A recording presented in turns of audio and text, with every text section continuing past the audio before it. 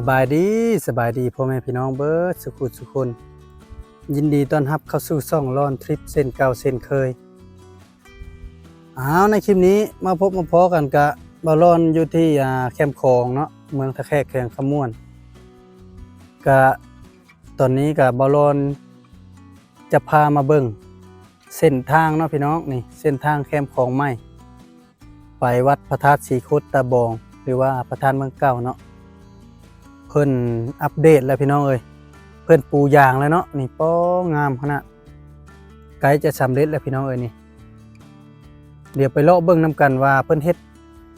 สุดพุ่นละบ่หรือว่ายังเนาะเดี๋ยวไปเบิ่งน้ำกันแต่ว่าจำพวกเลาะแคมนี่ยังเป็นไปนี่เนาะหรือว่าแล้วบ่เนาะไปเบิ่งน้ำกันพี่น้องนี่พาเลาะเบิ่งเลาะชมบรรยากาศยามค่ำๆแบบนี้เลยพี่น้องเอ้ยนี่กำลังสิมืดแล้วพี่น้องเอ้ยนี่ตัวจริงนี่แม่นนะใกล้จะมืดแล้วได้นี่เริ่มมืดแล้วแต่ว่าในกองนี่มันสีหุ่งเนาะนี่มันสีแจงเส้นทางไม่แคมป์คลองพี่น้องเอ้ยบ้านนี่งามอีหลีปูยางแล้วเรียบร้อยนี่ตัวคักอะไรยางมักต่อยยังบ่แห้งคักพี่น้องเอ้ยยังเป็นเหนียวอยู่เนาะนี่ก็มีข้าเจ้ามาขี่รถออกกำลังกายเนาะรถทีบแล้วก็มาเล่นบรรยากาศนี่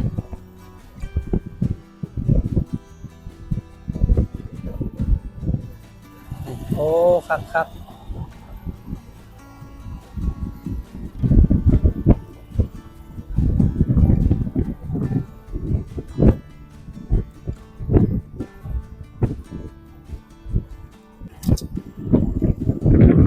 บอลในลงคลิปเก่าไปเนาะตอนนั้นยังบ่ทันปูยางเนาะตอนนั้นมาบัดนี้ก็ถือว่าอัปเดตไปหลายแล้วเนาะแล้วนี่สามารถมาเที่ยวมาชมได้พี่น้อยตอนนี้จะเห็นแคมป์คลองแบบในรูปแบบใหม่เลยแปลกตาไปหลายเราพูดเองเราหลายแล้วจะแล้วก็ดูไปมาลงเรื่องนี้แล้วไปอนาคตต่อไปเนี่ยน่าจะมีแบบร้านขายเครื่องมีอย่างหลายอย่างแล้วป่ะเนี่ยนี่พระเจ้ามาออกกำลังกายหลายคนได้พี่น้อยคนนี่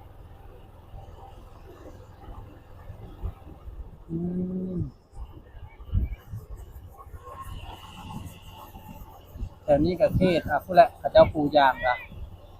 ตั้งแต่ห้วยปากซีมั่งเนาะจนฮอดวัดจอมแจ้งนี่จะมาเล่นแถวนี้จะเป็นแก้งเต้าแล้วเนี่ยบรรยากาศงามหลายเจ้านั่งชมวิวเนาะผู้ใดที่มีเฮือนแคมป์คลองเนี่ยคักขนาดนั่งนอนชมวิวเลยพี่น้องเอ้ย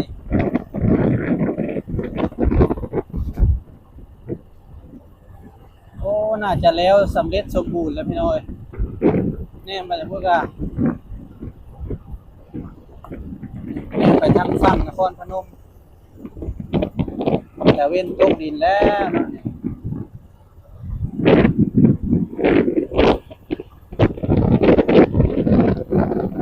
ว่าเป็นเส้นทางไม่เนาะในปี2025บุญโชคเงื่อน่าถ้าเฮ็ดมาพี่น่าจะคักมาพี่น้องนี่คนก็สิบ่แออัดปานใด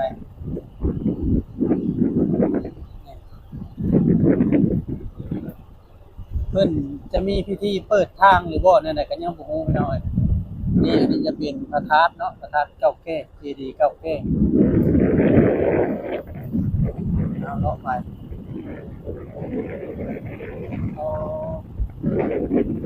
อันนี้ต้นโพยังกระลายเนาะ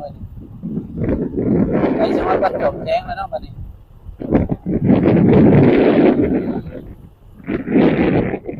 ตัดน้อยไปเล็กน้อยสิเลี้ยวไปจากนั้นได้อยู่บ่ได้อยู่เนาะรถใหญ่เลยไป บ่ได้เดี๋ยวเลาะไปทางนี้เอา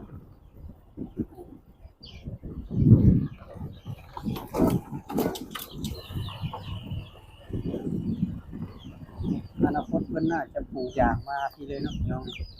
เพิ่นยุดกำแพงออกแล้วเนาะแต่กี้มีกำแพงแทนโอ้เพิ่นสิเฮ็ดทะลุไปพุ่นเลยพี่น้องนี่ในเขตวัดจอมแจ้งก็ต้องได้ม้างออกเนาะส่วนที่เป็นศาลาเนี่ยนี่เพิ่นกำลังจัดสรรอยู่เส้นทางนี่คือว่าทะลุแคมป์คลองตัวนั้นเลยโอ้บ่ร้อนไปซอยหน่อย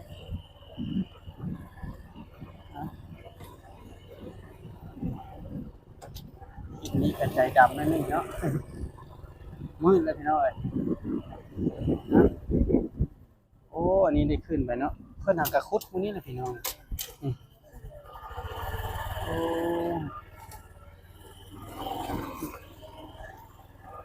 ทางขึ้นถือว่ายากเติมเนาะเพิ่นหางกอันนั้นแล้วเอาลกแคมป์ของใหม่ต่อเลยพี่น้องอันนี้เขาก็เอิ้นว่าแคมป์ของใหม่เนาะนี่ก็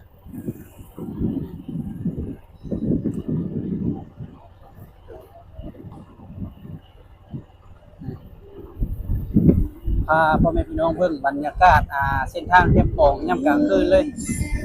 พาเบิ่งว่าเป็นไปเนาะคนหลายเด้อพี่น้องเอ้ยเจ้ามากินตำมากินเบียร์แถวนี้ก็เอิ้นได้ว่าเป็นซอยบันเทิงเลยก็ได้พี่น้องเอ้ยนี่ร้านเบียร์ร้านหยังแคมป์ของเนี่ยโอ้สุดยอดเลยแต่เจ้าก็เพิ่มเติมมาทางนี้อีกเนาะนี่เอาเบิ่งนำกันนี่บรรยากาศชิลๆโอ้ครับนะเทิงจะเป็นร้านอาหารกินดื่มเลาะมาทางนี้ก็โอ้ก็ครับเอาเลาะไปเรื่อยๆเนาะ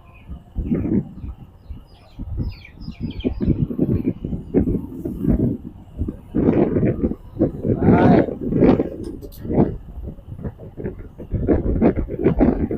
แถวนี้อยากเปรี้ยวนิดนึงอยากเบิดๆเนาะแต่ว่าดอกไฟก็ยังมีอยู่นี่เอาเลาะไปเรื่อยๆ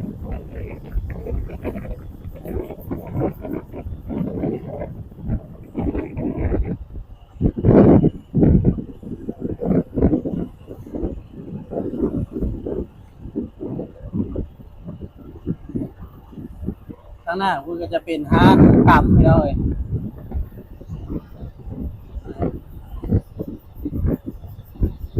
โอ้ถือว่าเป็นการเลาะเบิ่งยามกลางคืนแคมป์ของเลยพี่น้อง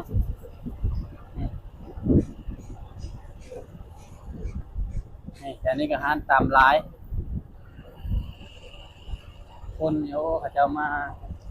ซัพพอร์ตเนาะตาม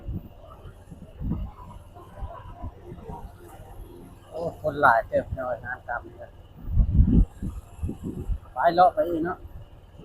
เลาะไปจนสุดแคมป์ของใหม่เลยเนาะคลิปก่อนนั้นบ่ร้อนพาเลาะมันเป็นกลางเว้นเนาะทีนี้จะพาเลาะกลางคืนบาดนี้แถวนี้เคยเป็นห้านดังมาก่อนเนาะแถวนี้เดี๋ยวนี้บ่ยังมีคนเลยแถวนี้คนก็จะหายไปใส่เบิดน้อยมีอยู่แต่บ่หลายเนาะ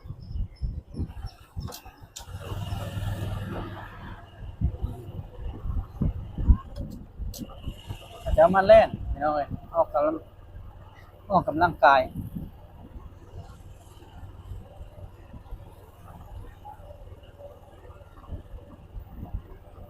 ช่วงบุญช่วงเฮือนเนี่ยโอ้คนเต็มแถวนี้ก็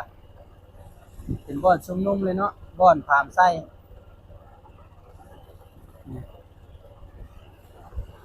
แต่นี้ดอกไฟจะบ่หุ่งปานใดพี่น้องเอ้ยดอกไฟเยียงทางก็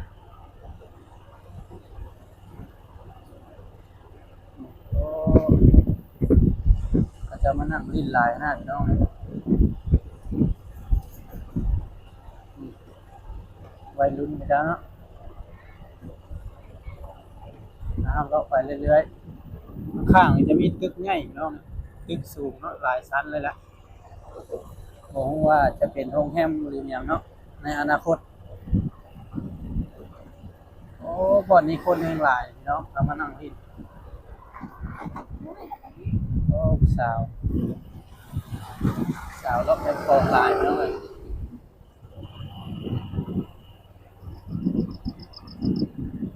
มาทางนี้ก็เป็นโรงแรมหรูเนาะนี่หรูที่สุดในท่าแขกก็ว่าได้พี่น้องโรงแรมร้านอาหารเวสตาเนาะสาวนักเรียนเลาะยามแลงพี่น้องนี่